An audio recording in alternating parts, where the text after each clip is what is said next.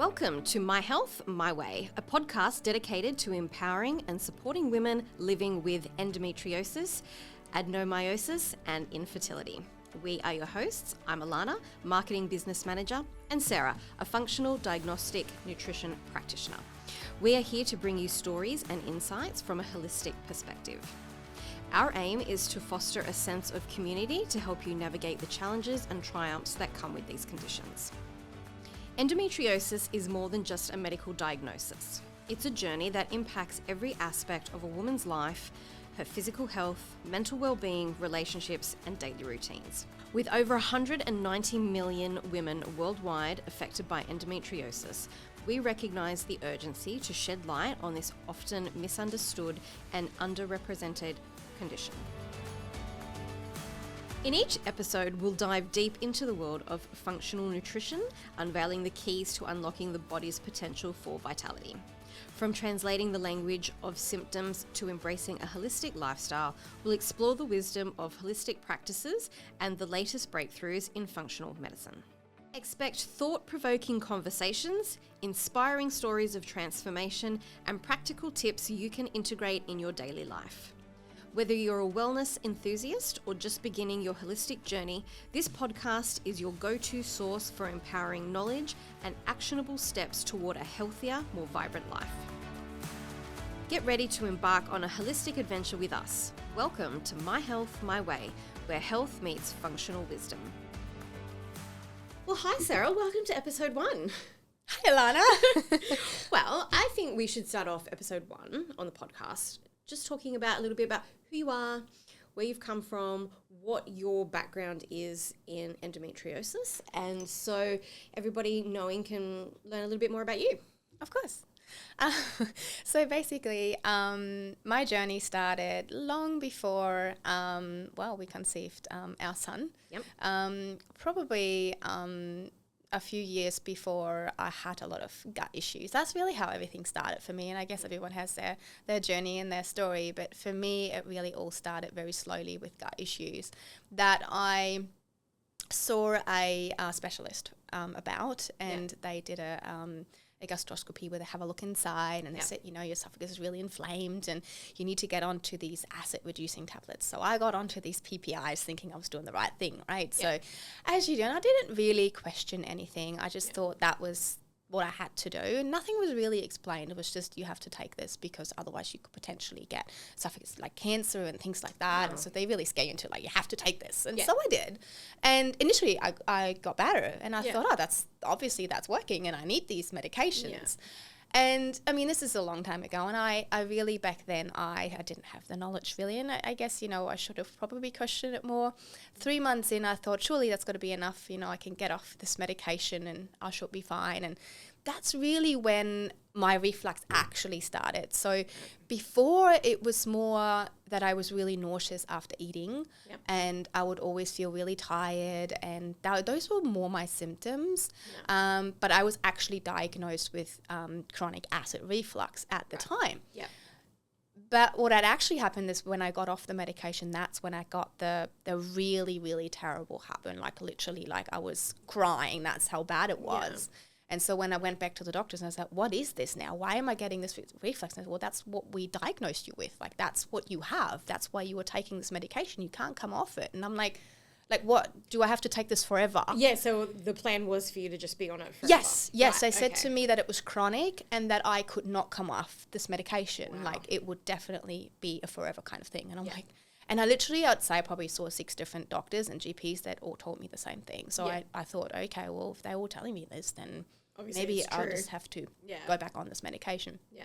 So I was actually on this medication for 4 years. Wow. And within these 4 years, I've tried several times to come off it. Yeah.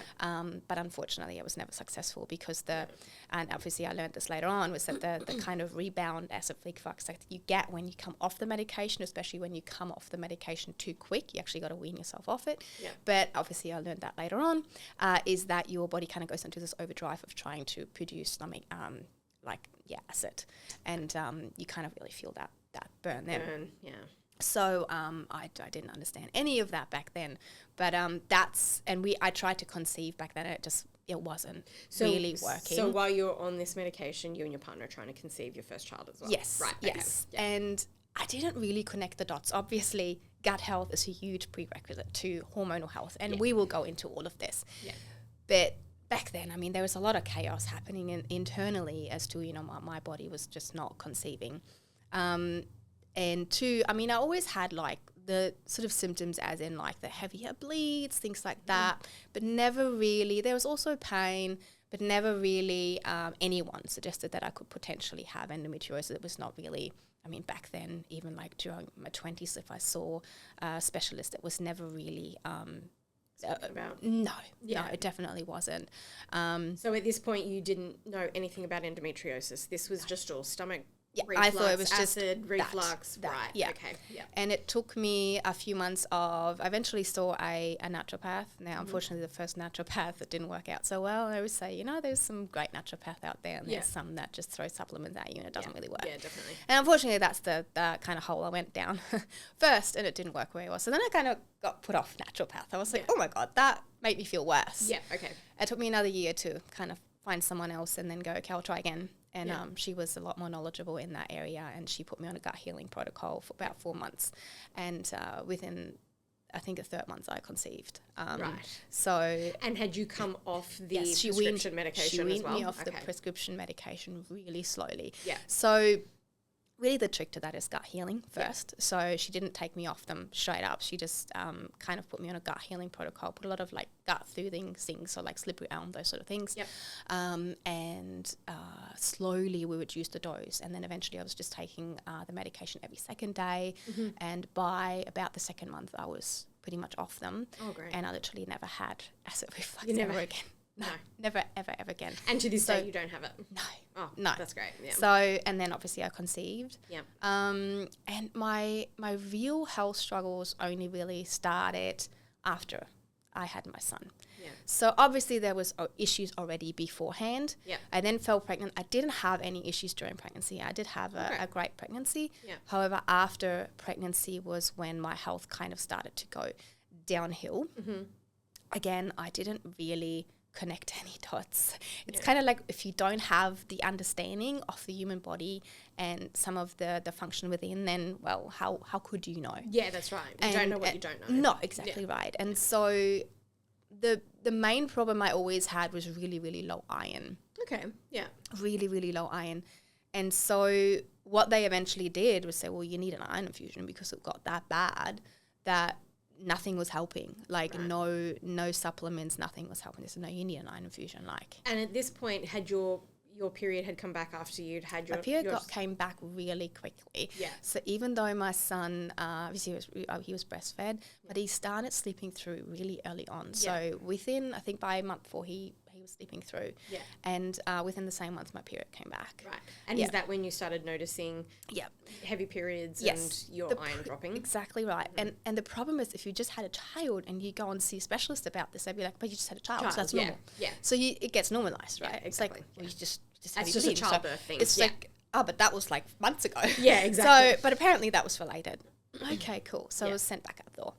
And when that kept happening, obviously, and that's why they said, you know, I had low iron because I had the heavy bleeds, but it didn't stop. So every month it was just horrendous. Yeah. So I remember at one point I was seeing my specialist about every month because I was like, I can't live like this. Like, this is not normal. Yeah. Like, what's happening to me?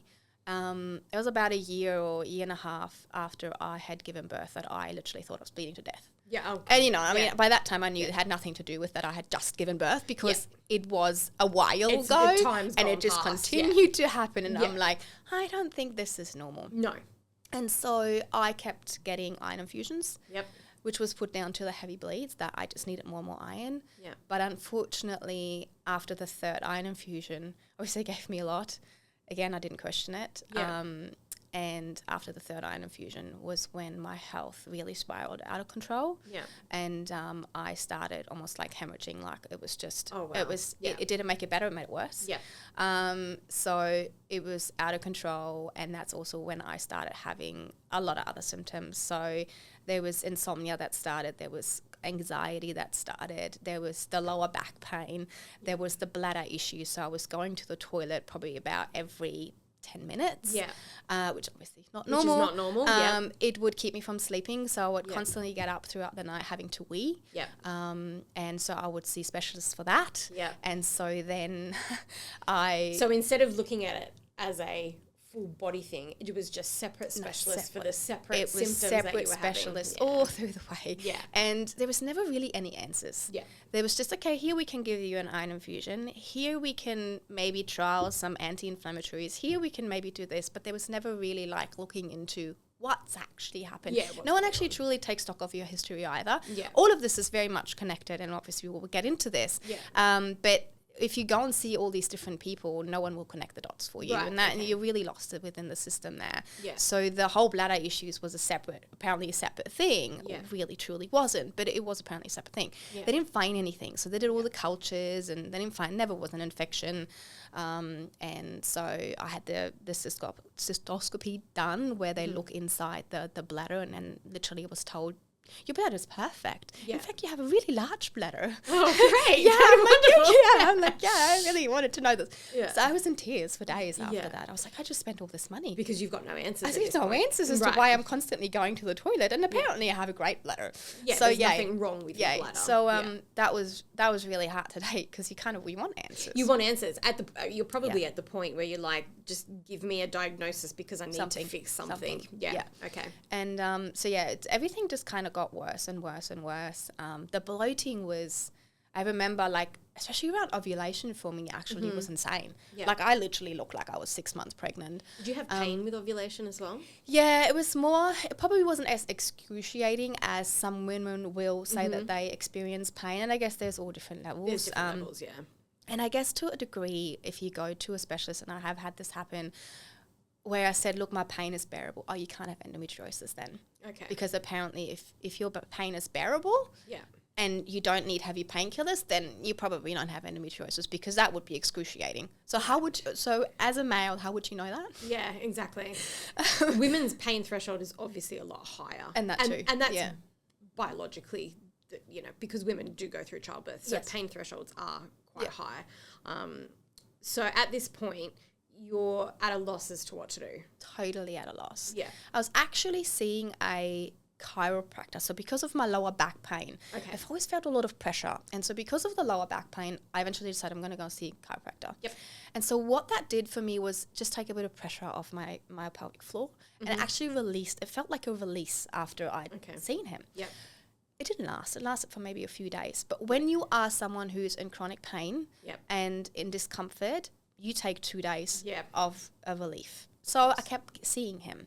And so as we were talking, and I was telling him about all my wild symptoms, and honestly, I've had one GP tell me that because my symptoms were all over and so different, and because I had the anxiety and all of that, he kind of said, well, look, I really feel like maybe you should go and see a psychologist, because it's just, you have a lot of different symptoms, and maybe some of that's more in your head. Right.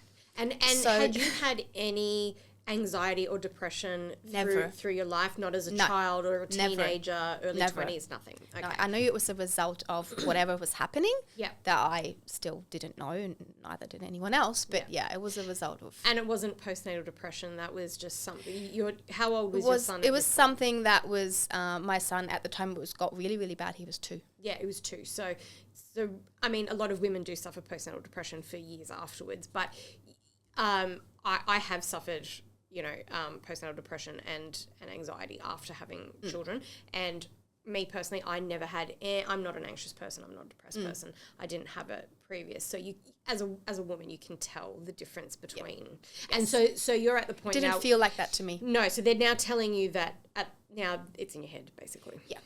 Okay. So it was in my head. Yeah, that's helpful. Yeah, no, it's very helpful. And so this chiropractor, actually, he was a lot more helpful than your average doctor. Yeah. He said, look, if you're not getting anywhere with your current specialist and your gynecologist is kind of at a loss, he's done all the bloods, all the scans, all of that, he doesn't know, why don't you go and get a second opinion? Yeah. And I thought, given we live in a fairly small town, I was like, well, who else is there? Yeah. So I did a bit of research and had a look, and I saw a female specialist, and I saw her, and we had a talk for about 10 minutes, and she said, I believe you have endometriosis. Yeah. And I was just like, what? Really? I didn't think that was possible. She said, well, why is that? Oh, apparently because I'm not in excruciating pain, So requiring painkillers every single month, I can't have it. Yeah. But I have literally all of the symptoms. Yeah. And she said, well, that's a myth. You can literally have stage 4 endometriosis and be little pain, and someone who has stage 1 is an excruciating pain. So that whole, that there is no correlation there. No, exactly. Because as we know, everybody is different. Yeah. You know. And so it depends on where the endometriosis is. And so there's a lot of contributing factor, other inflammatory contributors in the body that might be adding to inflammation. So there's a lot of other things that sometimes play a part as to why someone is in more pain than someone else. So so within 10 minutes, she basically said, I think that's what you have. And I believe that we should have a look. Yeah. And when she suggested the procedure, I was a little bit hesitant. And the reason for that is because everything that I went through, I got no answers. I had a procedure done previously.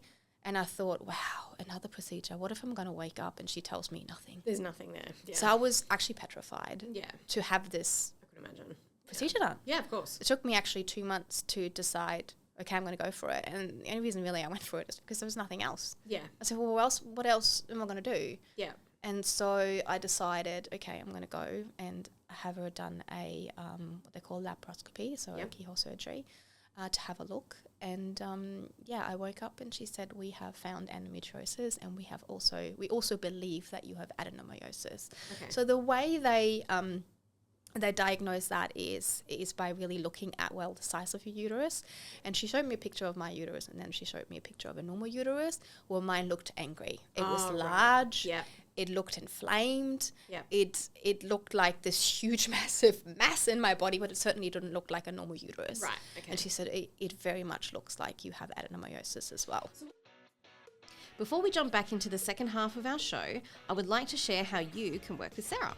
As a functional diagnostic nutrition practitioner, Sarah takes a holistic root cause approach to your well-being. Say goodbye to merely treating symptoms and hello to uncovering the root causes of your health challenges. Sarah utilizes cutting-edge functional testing to get to the heart of the matter and design a personalized plan just for you. Just remember, she's only a click away. You can connect with her on Instagram under NutriRoot_health for valuable insights, health tips, and a peek into the world of functional diagnostic nutrition. If you're more of an email person, drop her a message directly at sarah@nutriroothealth.com.au. That information will be in the show notes. Don't miss out on this opportunity to work with me, your dedicated health detective. Now let's dive back into the second half of our podcast. Stay tuned for more intriguing conversations. So what is the difference between endometriosis and adenomyosis? So endometriosis is basically tissue that is similar to the lining of the lining of your uterus, and it grows outside of your uterus, but it's not the same. Okay, it's not the same tissue. It's tissue that is similar, as in it behaves and acts similar, and they say it basically bleeds with each period, and so it creates the more scarring and more tissue. So it's bleeding outside the uterus. Yes, and adenomyosis is where this happens inside the uterus in the layer of the muscle. Right. Yes, so you have the bleeding happening internally in that muscle layer. So that's the difference between adenomyosis, which is more internally in that muscle wall inside your uterus. Yes, and endometriosis is tissue that is similar to the lining of your uterus that grows outside of your uterus. Right. And I think that the problem is really, just to kind of go there for a second, is that often this is very misunderstood. If you Google this, you will find so many official sites, blogs written, everything out there that will still make it, describe it as if it's a period disease, because we're very much just linking it to the uterus. Whereas if you actually listen to that, it's not the same tissue. We're not talking the same tissue. Yeah. And so obviously it's very much seen as a period disease, right? Which it's not. Because we have actually found this tissue in many other places in the body, even in a woman's chest, behind the brain. So lots of different places in the body where this tissue can grow.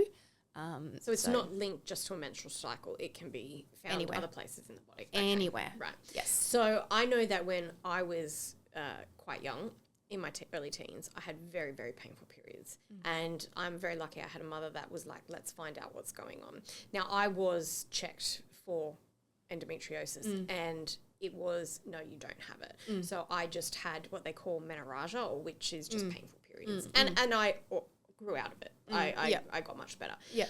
For women that maybe have started off with painful periods and then they get to a point later on in their life where it is absolutely excruciating, is this kind of, does it impact fertility? Because I remember when I was first told it could be endometriosis, that, I mean, we're talking a long time ago now, Yes.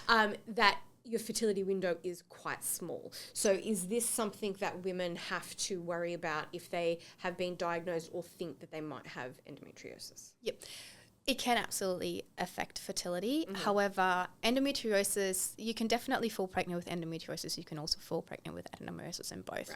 Right. I'm a perfect example of that. Yep. I have done that, and we will go into that in a minute. But endometriosis can affect fertility in that it can, the lesions can grow on your ovaries, okay, so really, really affecting the ability to produce the eggs, and also it can make it a really inflammatory environment, and the body doesn't really favor pregnancy when there is a lot of inflammation. It can even affect the man's sperm, okay? So it makes it a really inflammatory environment that's not favorable for conception. Okay. It can also grow your, kind of block your fallopian tubes, okay, if you have it in and around there. So it really depends on the location of the lesions, but oftentimes it is found in that area where it obviously does affect fertility. So this is where a surgery can be helpful. Okay. I'm not someone who's against surgery at all. I think the problem is that when we only perform surgery and we don't do anything else, that's the problem, because there was actually an interesting study shared that I read this morning. And I already kind of knew this, because you only really need to listen to women who have more and more surgeries. They tend to have more and more surgeries. So the question then is, how effective is surgery? Surgery is actually not that effective when it comes to treating endometriosis. It will take away the excess tissue, but it doesn't deal with anything else. The cause of why it's actually happening. And it doesn't help you reduce inflammation as a whole, okay? So we still need to do all of that work.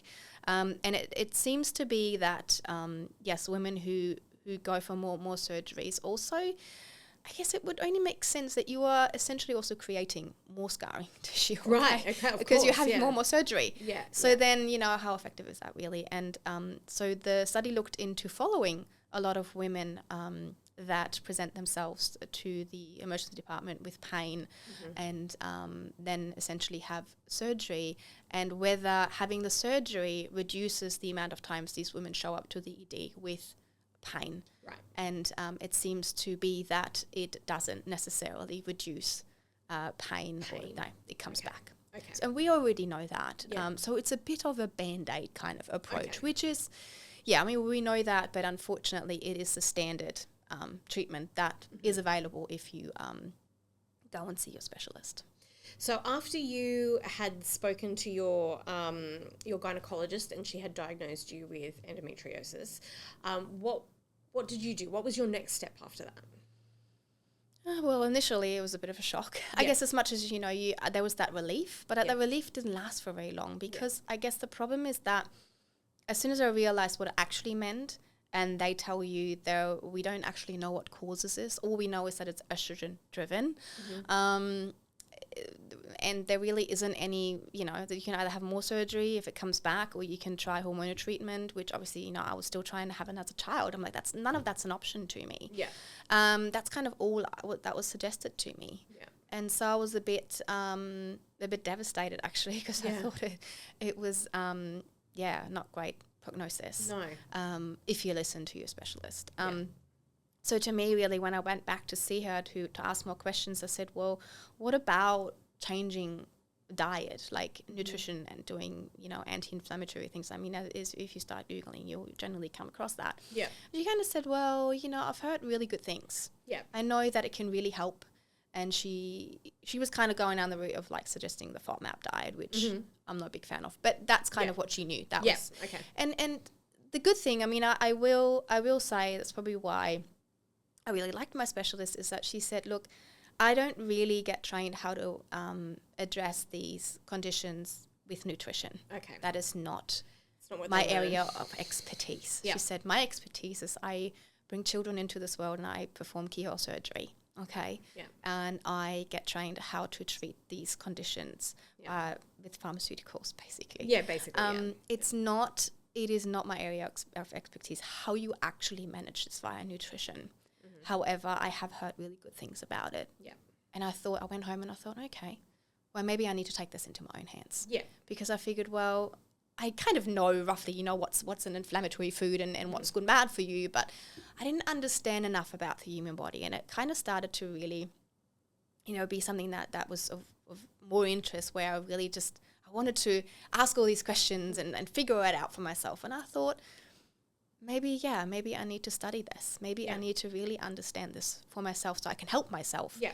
Because I realized that there isn't going to be anyone out there that was going to help me. No. After I asked all my questions, I realized, okay, the more questions I ask, the less answers I really got, because they don't know. They don't know. Okay, they just simply don't know.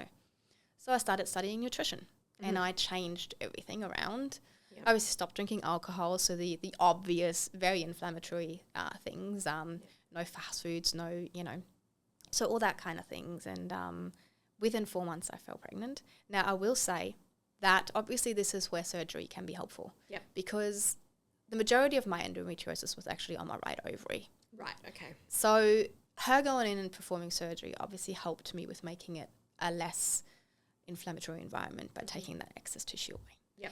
But I don't believe that it was purely surgery that helped me fall pregnant. It was that I literally changed everything around afterwards to make sure that I keep that inflammation down via nutrition.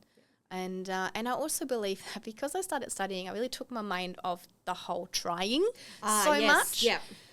Because I thought, well, if I sit here and I get all devastated about, it's been years, and I mean, at that point it was over 3 years, and that age gap between my son and that potential child we were going to have was only going to get bigger. Yeah. So that stress was always there. It was always in the back of my mind. Oh my God, I'm running out of time. Yeah. Which obviously I truly wasn't running out of time, but that's how it felt. But that's how you feel. I know as a woman, and my husband and I went through the same thing. It took us quite a long time to get our first son. So you as a woman, and we both had children in our 30s. Yes. And you think, I am running out of time. My body's not going to be able to do this. Yeah. I obviously have different health issues to yourself. Yeah. But and everyone tells you when you stop trying, it's going to happen. Exactly right. And you're like, well, that doesn't really just help go on a holiday. Yeah, exactly. Yeah, go on a holiday. So, all right. So you changed the way you ate. Because I do know you personally, you also started to change your products. I know that you started to eliminate, different chemicals that you find in everyday things like shampoos and makeup and toothpaste and things like that.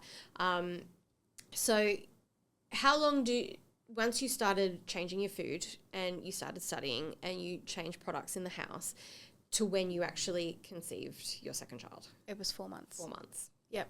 Yeah, so it was actually pretty immediate. Yeah, it takes away about 3 to 4 cycles to kind of really, balance hormones and do those major changes and reduce inflammation. So that's what I usually see. It's about that 3-4 months mark that the body generally will have gone through enough change to be ready to conceive. Right. That's what I've personally experienced. Not that we're all the same, but yeah. And how were you feeling? Obviously you'd gone through very heavy, painful periods after your son was born, and then you had the surgery to remove everything. How were you actually feeling once you had started changing your diet and started to really look at what was in products? Were you starting to feel better within yourself? Did your energy return? What was your period lighter? Yes. So what I initially noticed was obviously my periods had changed, so they weren't excruciating anymore. There wasn't that heavy bleed. They were just fairly normal. I also didn't have any issues around ovulation anymore, so the bloat went away. And pretty much all of the symptoms kind of started to slowly disappear as I got, as I was changing my diet and, removing alcohol and, really. And I'm guessing you weren't iron deficient anymore. Like, no. So by that time, and that's probably also for another time, but really what the whole, for me getting into functional health, really the way it started was I got fascinated by minerals. Yeah. Because I wanted to understand what was happening with iron and what are we doing wrong, because clearly giving me iron infusions didn't make me feel that great. Didn't do anything. And so I didn't really understand, and it was also almost like they gave me the iron infusions and then 6 months down the track I was back to like I had no iron. And I was like, where does it go? Yeah. I mean, obviously, I had the heavy bleeds, but then also it really doesn't make sense. So I really wanted to understand it more. And it's actually when I started talking to another functional practitioner who I found on Instagram. Yep. And I started talking to her, and I didn't expect her to leave me a very long voice message, which she actually did. And she said that she had a similar story, and she suffered from iron deficiency for a very long time, and she recommended a book to me. Yeah. And that book was called Cure Your Fatigue by Molly Robbins. Yeah. And I read it. I thought, I'm going to read this book. Yep. And it's all about the iron recycling system that we actually all have. Yeah. We all have an iron recycling system that recycles 24 milligrams of iron a day for us. Right. But you must understand that iron doesn't regulate itself. Right. So for that iron recycling system to work properly, we need a lot of other cofactors. Right. So when we just give iron, it doesn't come with the cofactors. So if your body is missing the cofactors, it's not going to do anything. It's not going to do anything. Right. Gotcha. So, and that's really a short explanation of what that has taught me. So what I had actually done after I read the book is I introduced all the cofactors required for an iron recycling system to work properly. Yep. And I pretty much saw improvement immediately. Right. And I have now I have had no issues with my iron for 3 years now. Yeah. And I have never touched iron supplements again either. Yeah. Because essentially we get plenty of iron from our food. Yep. The majority of times what I see women struggle with is actually absorb enough iron from food. Yeah. Yeah, that's really the majority. And that's because those cofactors aren't really there to support. It's the cofactors and the fact that we see a lot of gut dysfunction where absorption of nutrients is not optimal. Right. So that's and so then this sent you down the more mineral side of a functional practitioner and what was happening with the body. And it kind of fascinated me how quickly I saw improvement once I started working on my minerals. Yep. And realizing how foundational mineral balance is to our body and how many functions actually need mineral balance in the body. And so that fascinated me when I saw the vast improvements in myself. And that kind of got me on that more functional side. So I was already obviously studying nutrition, but the minerals really fascinated me. Yeah. So that's what got me sort of, and then obviously I looked into what she was doing and I thought, functional health, okay. And that's kind of got me eventually onto studying that further. Perfect. And then, so because you went through this whole, cycle of I want to have children, I've got heavy periods after the birth of my first child, you conceived well, is that where this came about? Like, this is why you want to help women? Because, I mean, there's so many different avenues that people can go into, and so this is why you chose to help women with endometriosis to, help with their symptoms, but also to conceive as well. Exactly right. Yeah. It's really more like a passion project. Like, I really started it because I'm extremely passionate about helping other women, knowing how I felt having gone through it myself, been pushed from one specialist to the next without any answers, and then given the limited options available, and just feeling incredibly lost. Yeah. I thought, oh gosh, if I could just help one woman not feel this way, then that would be amazing. Yeah. And so, I really started this because I really want to help women feel better and feel less lost and hopeless, which is what I see. Yeah, and now you have 2 healthy children? I do, yes. Fantastic. And that's a wrap for today's episode. We hope you enjoyed the enlightening discussions and insights. If you're ready to take charge of your health journey and unravel the mysteries of endometriosis, adenomyosis, and infertility, don't forget to connect with Sarah on Instagram at nutriroot_health or shoot her an email at sarah@nutriroot.health.com.au. That will be in the show notes as well. Remember, your health is an ongoing journey, and I'm your detective, ready to help you crack the case. Stay tuned for more exciting episodes, and until the next time, take care of yourselves.